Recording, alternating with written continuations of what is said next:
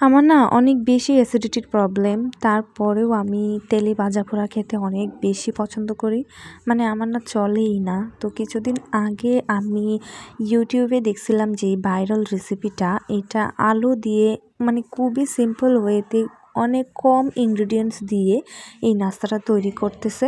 তো আমি ভাবলাম যে আমি ওইটা ট্রাই করি আর তোমাদের সাথে শেয়ার করি। তো এইটা বানানোর জন্য আমি ফার্স্টেই ১ কাপ ময়দার মধ্যে সামান্য একটু লবণ আর তেল দিয়ে মাখিয়ে ঠান্ডা পানি দিয়ে একটা ডো বানিয়ে রেখে দিছি।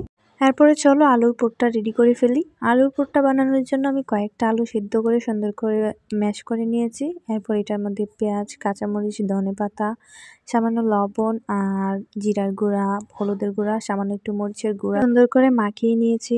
আসলে যারা ভাজা পোড়া পছন্দ করে তাদের যত প্রবলেমই থাকুক তারা এটা খাবেই।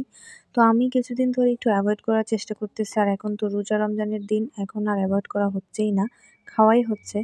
এরপরে দেখো আমি ২টা রুটি বেলে নিছি। এরপরে রুটিটার মাঝখানে একটা কৌটার ঢাকনা রেখে তারপর রুটিটার মধ্যে আমি আলুর পুরটা যে রেডি করে রাখছিলাম ওইটা সবটা স্প্রেড করে দিছি। আর স্প্রেড করা হয়ে গেলে সুন্দর মতো এরপরে আমি এইটাকে কোনাকুনিভাবে সুন্দর করে কেটে নিয়েছি। আর এরপরে আমি এইভাবে একটা একটা করে সুন্দর করে ফোল্ড করে দিয়েছি। তোমরা একটু খেয়াল করলেই বুঝতে পারবা এইটা অনেক বেশি ইজি।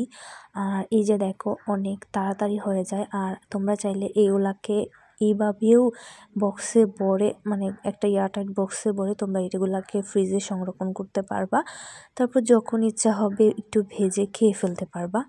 আর এরপর দেখো আমি এগুলাকে সুন্দর করে একটু লাল লাল করে ভেজে নিয়েছি।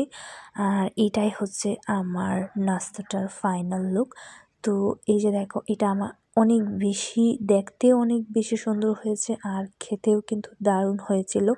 আমার কাছে তো অনেক বেশি ভালো লেগেছে। তোমরা অবশ্যই ট্রাই করে দেখতে পারো। আজকে ভিডিওটা এই পর্যন্তই। Bye bye.